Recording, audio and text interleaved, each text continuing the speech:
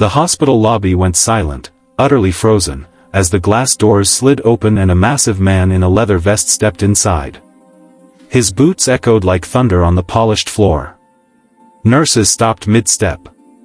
Visitors pulled their children close. Even security paused.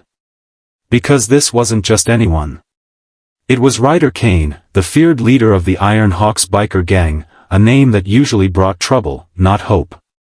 But today, Ryder wasn't here for a fight. He was carrying something in his arms, something that made every soul in that room forget how to breathe. And when the blanket slipped, revealing the tiny face underneath, the entire hospital understood that this story wasn't going to unfold the way anyone expected.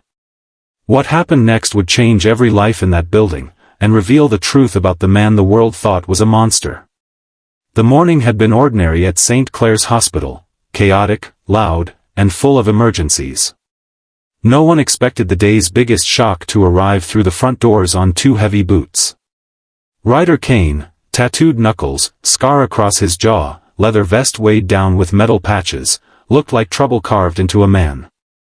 But today, his face was pale, tight with fear no one thought he could feel.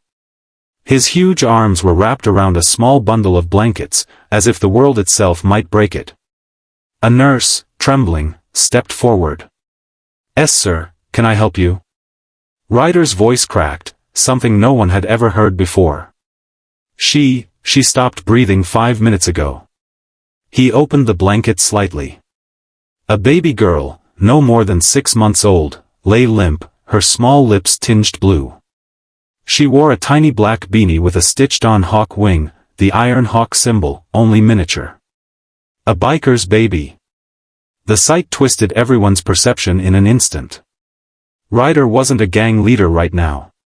He wasn't an outlaw. He wasn't the man people whispered about. He was just a terrified man holding the one thing in the world he loved. Doctors rushed in. They took the child gently, but Ryder's hands shook as he let her go, as if he feared she might vanish. A nurse guided him toward the waiting area, but Ryder didn't sit.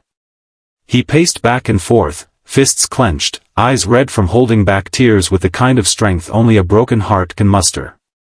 Dr. Elena Brooks stepped out minutes later, though to Ryder, it felt like hours. "We're doing everything we can. Her condition is serious, but she's responding." Ryder exhaled a breath that sounded like he had been holding it his whole life. The doctor looked at him deeper, seeing what others couldn't. "You're not her father, are you?" Ryder swallowed hard. "No, but I promised her mother I'd protect her. And I failed."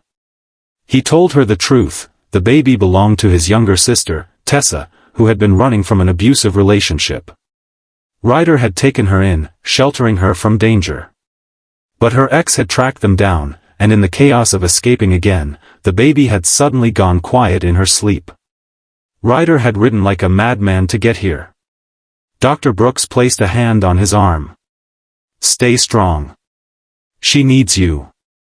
And for the first time in years, Ryder felt something he hadn't allowed himself to feel. Hope. Hours passed. Ryder sat outside the pediatric emergency unit, elbows on his knees, palms pressed to his face. He looked like a warrior forced to kneel, powerful yet helpless. Members of the Iron Hawks arrived, forming a protective wall around their leader.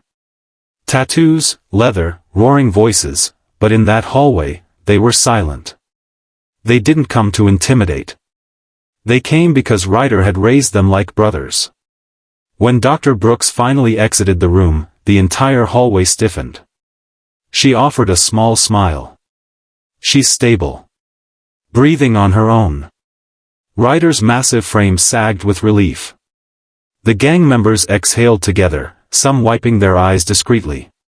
But the moment of relief was cut short when Tessa, Ryder's sister, was brought in by police from a separate ambulance. Her face bruised, her body trembling, she rushed to her baby. She broke down sobbing beside her daughter's bed, holding the tiny hand that now squeezed hers back. Ryder stood behind her, silent, protective, trembling with equal parts anger and guilt. Tessa looked up at him. "Ryder, you saved her. You saved us both." But I couldn't stop him, Ryder whispered. Dr. Brooks stepped in gently. Your sister told us everything. The man who hurt her, he's been arrested. And social services cleared Ryder as the baby's legal guardian if needed. Ryder's breath hitched. Me? Tessa nodded through tears. I trust you more than anyone in the world. The man everyone feared in the city, the outlaw, the biker king, the name parents warned their sons about, broke down. Not loudly. But enough that his knees shook, and his hand covered his face as tears finally escaped the cage he'd locked them in for years. He wasn't a monster. He wasn't a criminal to his core. He was a brother. A protector. A man whose heart had room for more love than he ever showed the world. When the baby awoke hours later and made a tiny sound, half cry, half breath, Ryder leaned over her, his face soft in a way none of his men had ever seen. Little Hawk, he whispered. You're safe now. Dr. Brooks watched from the doorway. She had seen hundreds of miracles, but something about this scene, this hardened man transformed by love, felt different. It reminded her, and everyone who witnessed it, of a simple truth. Sometimes, the people the world judges the harshest, have the gentlest hearts of all. And as Ryder carried the baby out of the hospital later that night, the entire staff watched silently. No fear. No whispers. Just respect.